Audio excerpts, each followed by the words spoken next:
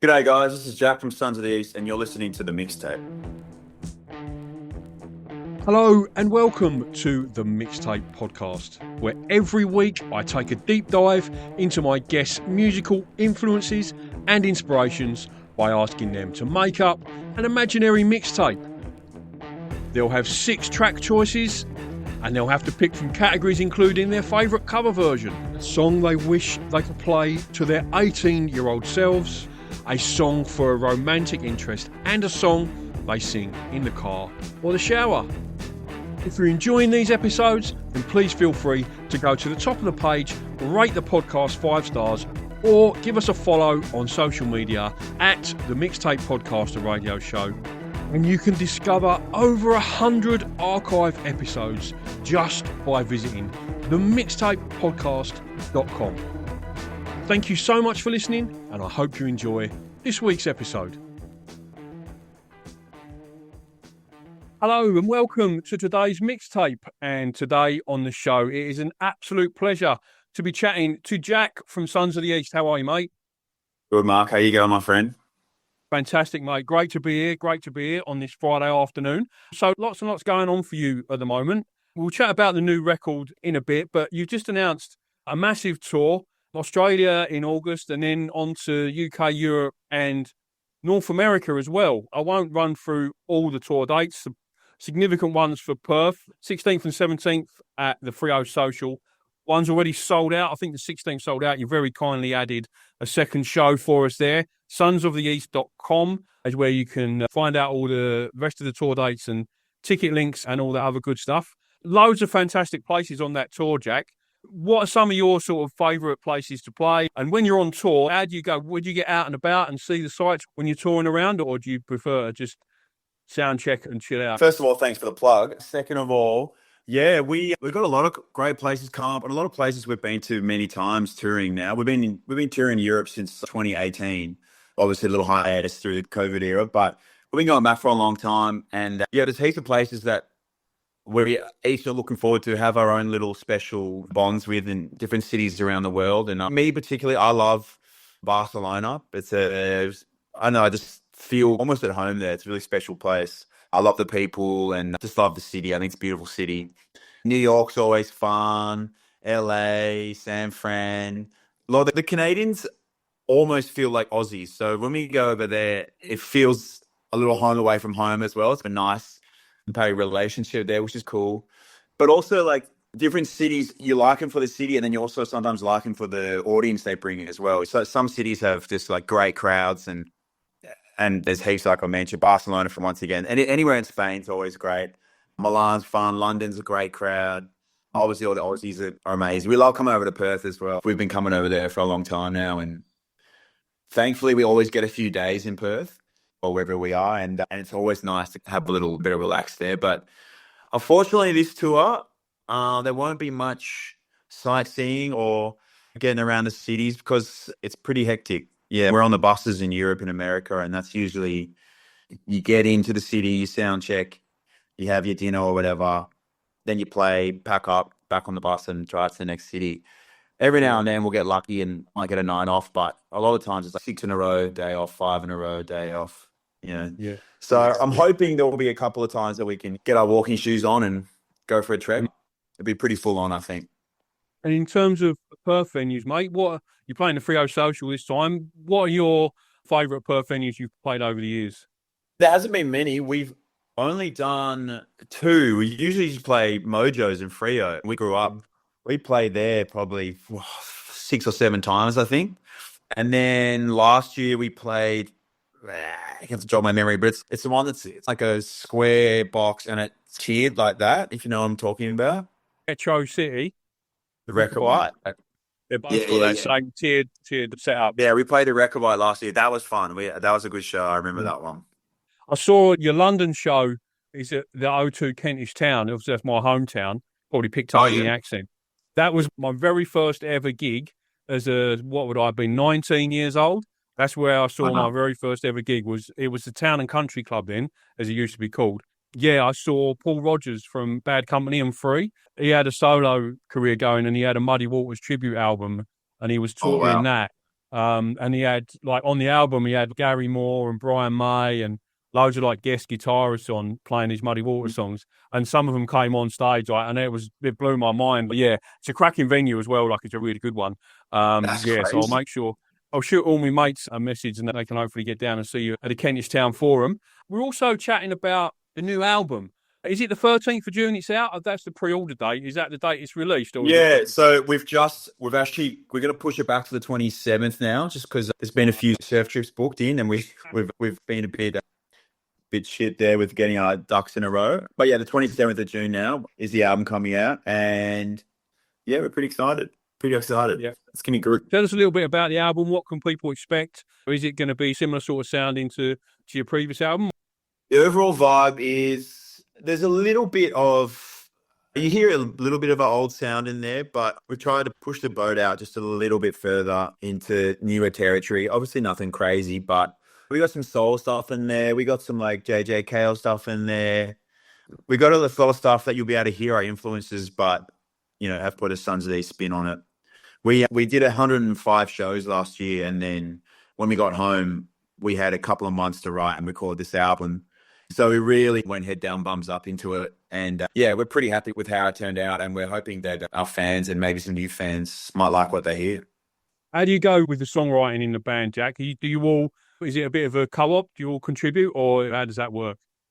Yeah, most of the time it's pretty collaborative, whether someone comes with an idea and then we go, oh, that's mad. And then we work off that, or we'll just be sitting around in our studio doing whatever, whether it's admin or like actually recording on, and someone starts just tinkering with the piano or playing a few chords or something, and someone go, hey, what's going on there? And then we might build off of that. And then that's usually most of what happens, is a little like spontaneous flair that pops up in the studio when we're together. But yeah, but also we get the times when Nick might piano player and shared lead vocals. Sometimes he comes in with an idea and we're like, oh, that's cool, let's work off that. And it's all kind of stepping stones, but most of it's, pretty collaborative between us three.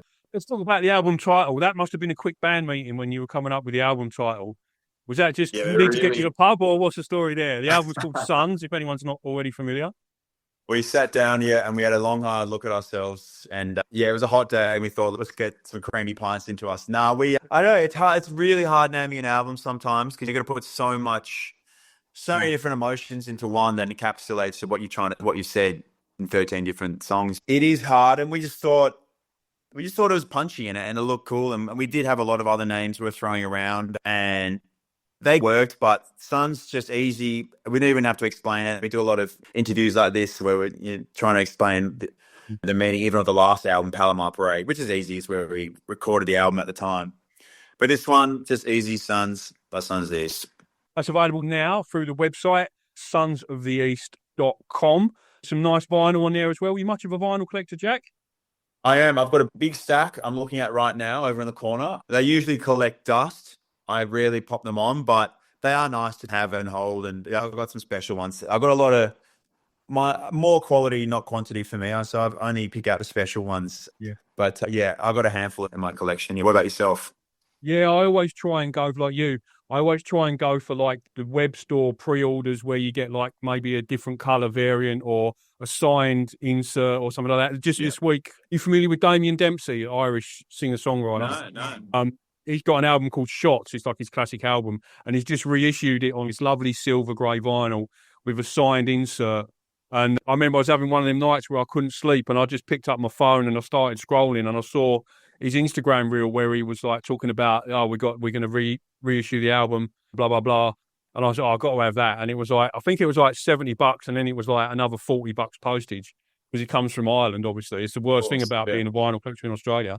And then because I was in that middle of the night, half asleep, trying to get to sleep thing, I just put my phone down, and that was that. And then I got the email went into my spam, and then 2 weeks later, this record turned up, and I was like, sis, oh yeah.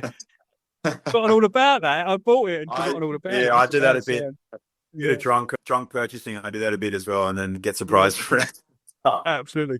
But it's a cracking album. If you're not familiar with Shots by Damien Dempsey, I would highly recommend that one to you, mate. It's a really good one. You're listening to The Mixtape.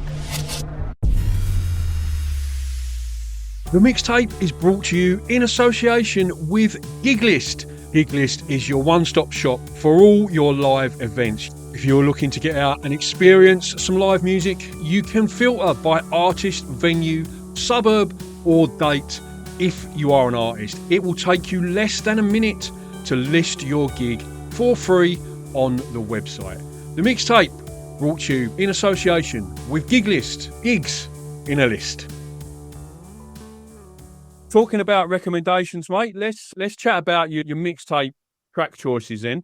So as the show's called The Mixtape, and when I get guests on, I like to ask them as a way of exploring their influences and inspirations to make up an imaginary mixtape or playlist, as people might know it more now, and pick some tracks for it. So track one, Jack, attention grabber, kick it off in fine style. So for your track one, mate, you went with Cigarettes and Coffee by Otis Redding.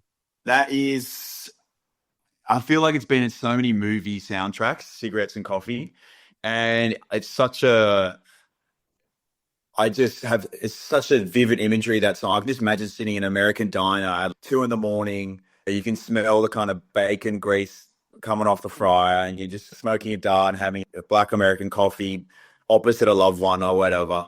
And I think it's just such a beautiful song. I've heard it a million times, and I'll listen to it a million times more. Yeah, it's a fantastic choice, that one. And like you say, the imagery, it's always for me a good sign of quality lyrics is when you can see it. And you can visualize like the lyrics, and that is a great one for that. And obviously, I can smell the lyrics. Like it's so vivid. It's crazy. Yeah. No, great choice, mate. Great choice. For track two, you mentioned Barcelona feeling like a bit of a sort of a home from home earlier when we were talking about touring. So track two, and now you're going to test out my Spanish accent, but it's fine because I got GCSE Spanish when I was at school, so it's all good.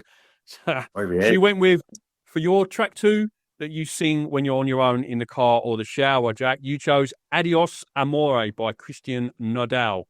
I'm pretty sure Christian is Mexican. I'm sorry if I'm incorrect there, but I'm pretty sure he is. When I came across it maybe like a few months ago, and I've just been completely rinsing it. It's a big kind of chorus singing about, was he saying goodbye to a loved one?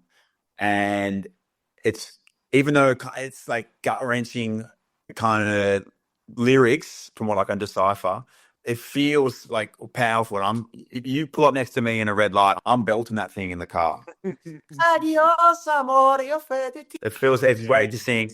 It's beautiful, and he's pretty talented guy, Christian Nodal. That's a great one, great choice. And I think it reminded me a bit of when I was at school. I mentioned there I did GCSE Spanish at school, and I'll be honest with you, I tell the truth, I chose it as an option because I fancied the Spanish teacher. That was the reason why I chose it. Right? I had no interest in the language whatsoever. And I wasn't engaged in it at all. I think I got a really rubbish grade. But the one memory that sticks out for me is the day that the lesson where we translated La Bamba, the song, into English. Yeah. Right? And I was so engaged in that. I was buzzing off it. Like it's the idea of learning the song and learning to sing it in Spanish. Yeah, it was an absolute cracker. And the movie was out at the time with Lou Diamond Phillips was playing Richie Valens. And it was. Oh, yeah. I'll never forget that. It was a fantastic one. And it reminded me a bit of my stepdad as well, because he didn't have much of a positive influence on my life. But out of all my parents and step-parents, he had by far the best taste in music. And he used to have this set of cassettes. And one of them was Jose Feliciano. I'm not sure if you're familiar with I know Jose. Puerto Rican. Yeah. And I used to listen to that all the time, like those old Spanish folk songs like Guantanamera and Miss Otis Regrets. And obviously, Light My Fire is the one he's like probably most well known for, the cover version. Have you heard Jose's version of the Star Spangled Banner? No, I haven't. American anthem. No. Listen to it. Check it out after this. It is unbelievable. It's like he actually got in a lot of trouble for it. He did it, I'm pretty sure, at a baseball like World Series in the 60s or whatever. Yeah. And he got a lot of hatred for it. But it's a pretty amazing rendition of what's a notoriously hard song cover. Yeah. And he just turns it into this beautiful song. So check it out. It's amazing. I'll have a look for that for sure. Which is a perfect segue into track 3. It's almost like I planned it. Cover version. What is your favourite cover version, mate? And you chose Fly Me to the Moon by Bobby Womack. Tell us a little bit about that one. Yeah, love Bobby Womack. I also love Old Blue Eyes as well, Frank Sinatra. So this is a nice little combination of the two. He just puts a lot of soul in this thing. And it's just such a cool, turning it from like a crooning Sinatra thing to what Bobby does best, adding that soul on it is just, it's pretty crazy. And I'll pump that heaps in the car as well. It's a great track to groove to. What makes a good cover version for you, Jack? I think moving away from the original, but so turning into something completely new. I would like still, I don't know. I think it's good, and I think Yeah. just moving away from the original and but maybe keeping some of its essence. I don't know what makes it tick, but this one does it. And track 4, Jack, is what is a song you wish you could play to your 18-year-old self? And you chose a very specific Love is a Losing Game live Mercury Metro Theatre version by Amy Winehouse. Tell us about Uh, that and that version in particular. What makes that stand out for you? I came late into the game with Amy after I didn't get into it till a while after she sadly passed, and now I think I'd be top 1% of her fans. I think she's like unbelievable, incredible, and such a loss. And I think if she was still here, she'd be doing some pretty amazing things.